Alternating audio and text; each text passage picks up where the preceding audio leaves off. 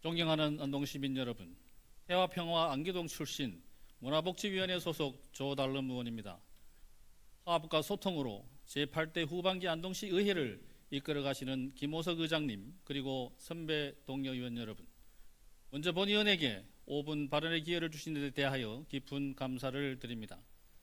또한 코로나19 재확산 방지를 위해 노심초사 노력하시는 권영세 시장님과 박성수 부시장님을 비롯한 1,400여 공직자 여러분의 노고에 위로와 감사의 말씀을 드립니다.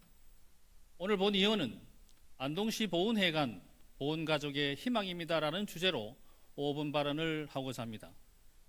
우리나라 면적은 세계 107위에 불과합니다.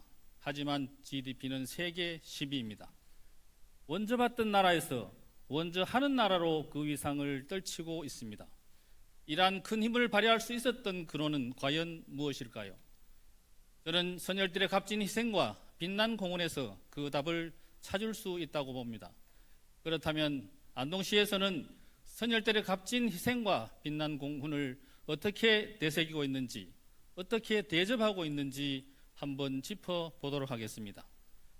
안동시에는 10개의 보훈단체가 등록되어 있고 회원 수는 3,100여 명 정도 됩니다.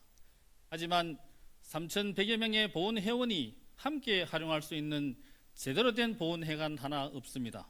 모두가 각자 도생입니다. 해화동에 소재한 보훈회관은 412제곱미터 규모의 2층 건물입니다. 여기에는 상위 군경의 전몰 군경 유족회, 전몰 군경 미망인회 등 3개 보훈단체가 입주해 있습니다. 1976년도에 건립되어 건물이 노화되었고 활용 공간이 부족해 보훈회관으로서의 역할을 다하지 못하고 있습니다. 천리동에 소재한 제한군인회관은 1146제곱미터 규모의 4층 건물입니다. 이곳은 무공수원자회, 6.25 참전 유공자회, 월남전 참전자회, 제한군인회 등 4개 보훈단체가 입주해서 사용을 하고 있습니다. 강북해 안동시지에는 서구동 복지회관 내에 사무실을 두고 있고 오엽제 전후에는 북문동 안동의료원 앞에 월세를 두고 있습니다. 특수임무 유공자회는 경상북도 보훈회관 특수임무 유공자회와 사무실을 함께 사용하고 있습니다. 이게 우리의 실정입니다. 국가 유공자님들께 참으로 면목이 없습니다. 나라를 위한 희생과 공헌에 합당한 보상과 예우가 필요합니다. 그 책무가 국가에게만 주어진 건 결코 아닙니다. 안동시에서도 시 차원에서 할 수 있는 일이 무엇인지 고민해 봐야 하지 않겠습니까? 6.25 참전 유공자의 소속 회원 대부분은 고령인데다 몸도 성치 않습니다. 그런데도 사무실은 엘리베이터도 없는 2층에 위치해 있습니다. 연로하신 회원들이 계단을 오르내시다가 넘어져 다치는 등 크고 작은 사고들이 빈번하다고 합니다. 이러한 상황에서 안동시가 취한 조치는 인근 건물 1층으로 이사할 수 있도록 5천만 원의 예산을 지원해 주는 것이 전부였습니다. 이를 고개 숙여 감사해야 할까요? 전국에서 가장 많은 독립유공자를 배출한 독립운동의 성지이자 예산 1조 원을 넘어 이제 1조 4천억 원대를 자랑하는 우리 안동이라면 이분들의 희생과 공헌을 널리 알리고 미래 세대들이 기억할 수 있는 빈번한 보훈회관 하나쯤은 이미 갖추고 있어야 하지 않겠습니까? 인군 시군의 상황을 한번 살펴보도록 하겠습니다.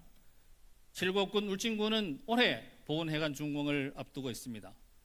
문경시 영덕군은 2021년, 구미시는 2022년, 포항시는 2023년에 준공을 목표로 사업을 추진하고 있습니다. 하지만 안동시는 2015년도에 보훈회관 신축을 위해 추진을 시도하였으나 지금까지 진전이 없는 실정으로 이제 더 이상 지체해서는 안 됩니다.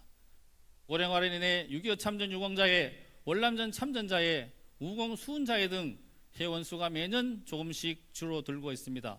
참으로 안타깝기 그지없습니다. 보훈회관은 단순히 건축물이 아닙니다. 보훈회관은 구국의 정신을 기리고 애국심을 키워갈 공간입니다. 지역민들과 소통하고 호흡하는 살아있는 역사 공간으로 재탄생될 것입니다. 일상생활 속에서 국가보훈의 의미를 되새길 수 있을 것입니다. 우리 안동의 보훈회관은 바로 대한민국의 호국보훈의 상징이 될 것이라 확신하면서 5분 발언을 모두 마치겠습니다. 끝까지 경청해 주셔서 감사합니다.